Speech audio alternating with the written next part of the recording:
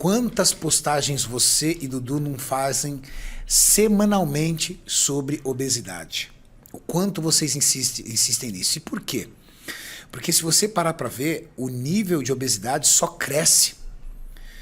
De 20 anos para cá, ele triplicou. E dizem que até 2030, quase 50% da população será de obesos. 46% da população, segundo os índices aí de pesquisa, serão obesos. E a gente está falando sobrepeso. Sobrepeso hoje, 67% da população já está em sobrepeso. A gente está falando de obesidade. Donato, para uma pessoa ser considerada obesa, a partir de qual índice de gordura corporal é considerado? Tem o corte de sobrepeso pelo IMC, né? Que o pessoal coloca 24,9 seria mais o normal, e a partir disso tem as variações de corte de sobrepeso. E aí, em porcentagem de gordura, se a gente colocar em homens, 25% de gordura a 30% pode se configurar sobrepeso, 30% para cima já pode entrar em obesidade. Para homens. Né? Ou seja, é um índice de gordura corporal alto. Para as mulheres, Renatão, a gente tem até 30%, vamos pegar assim, pode ser considerado ainda dentro de um sobrepeso, 35% a 40% já entra como obesidade.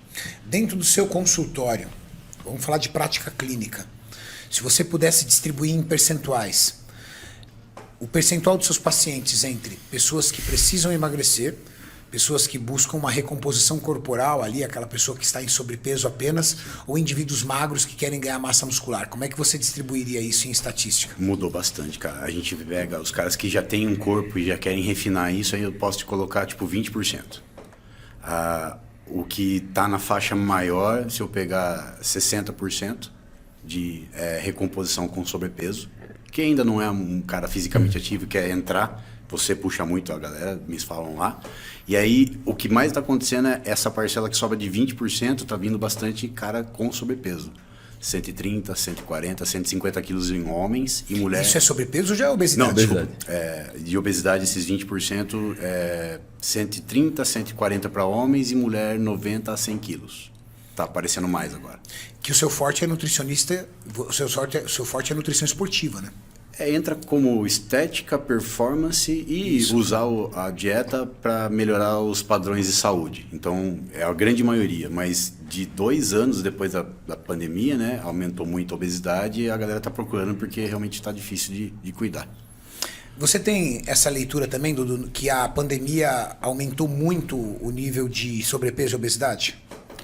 Aumentou, sem dúvida. O quanto aumentou ainda... que não dá para mensurar, mas pela quantidade de pacientes assim que eu recebo, é muito comum essa queixa de o paciente ter interrompido o exercício na pandemia e ter ganho peso, né? E essas coisas, elas não é por acaso, né? O exercício, embora o exercício ele não tenha tanto potencial para reduzir o peso, ele tem um potencial muito importante para segurar o peso embaixo. Ou seja, para manutenção da perda de peso, o exercício tem uma importância muito grande. E é comum as pessoas relatarem isso, né? Ontem mesmo atendi uma paciente e ela estava falando que tinha ganho peso nos últimos tempos, né? E aí a primeira coisa que eu pergunto tá, e o treino? Daí ela falou, não, eu diminui o ritmo de treino, enfim, não estou treinando de forma consistente. Então realmente aumentou, com certeza. E sabe um fator que é muito eficaz do treino? Às vezes a pessoa não tem aquele avanço no treino que gera um gasto calórico muito agressivo, não tem aquele potencial muito grande de resultado. Só que o cara acorda pela manhã, ele faz uma atividade aeróbica, ele já fica mais seletivo pro dia dele. Exatamente. O café da manhã ele olha e fala, pô, acabei de fazer um cardio, cara. Não vou errar agora. Não vou errar. Aí o cara vai pra academia, por exemplo, ele treinou, ele fala assim, tipo, o cara ainda não é apaixonado pelo negócio. Então, tipo, eu fui treinar, eu fui pra academia, tipo, eu paguei o preço, não vou sabotar. Mas tem pessoas que têm comportamento sabotador. Quando o exercício ele é desagradável para a pessoa, a tendência é a pessoa, às vezes, colocar uma recompensa na forma de alimentar, já que... Então, existem os dois comportamentos. O cara que treina para comer, né? O comportamento reforçador, que é aquele comportamento que o exercício, até certo ponto, é agradável, né? E tem aquela pessoa que ela não suporta aquele exercício, por engano. E normalmente essa pessoa ela pode sabotar na dieta. Teve um estudo que eles viram que quando a pessoa fazia um exercício que ela era forçada a fazer, que ela não gostava, as escolhas alimentares eram piores. Quando a pessoa fazia um exercício, uma atividade que era prazerosa para ela, as escolhas eram mais saudáveis. Ela buscava uma recompensa. É, a pessoa que não gosta. É, exatamente.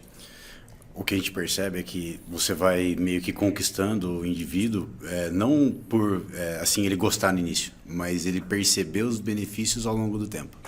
Então, por exemplo, o paciente ronca muito à noite, a apneia do sono.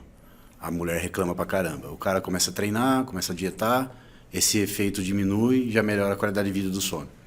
Aí ele fala assim, bom, já não está mais tão estafante o exercício para mim, consigo melhorar minha atividade cardiovascular. Então, ele consegue, vamos dizer, degrau a degrau, gostar do exercício ao longo do tempo. Mas é muito mais sobre a psicologia do que a fisiologia no início. É muito visto isso. E a ligação ao músculo, né, Renatão? O músculo é uma glândula endócrina hoje em dia, considerada, e ele secreta miocinas, que tem comunicação direta com o sistema nervoso central. Então, tem uma ligação de irisina, né, tem uma ligação de fator de crescimento neural, BNDF. Né, então, existe todo um efeito fisiológico, não só a queima de gordura, né, mas o efeito psicológico do exercício físico também. Que acaba proporcionando bem-estar.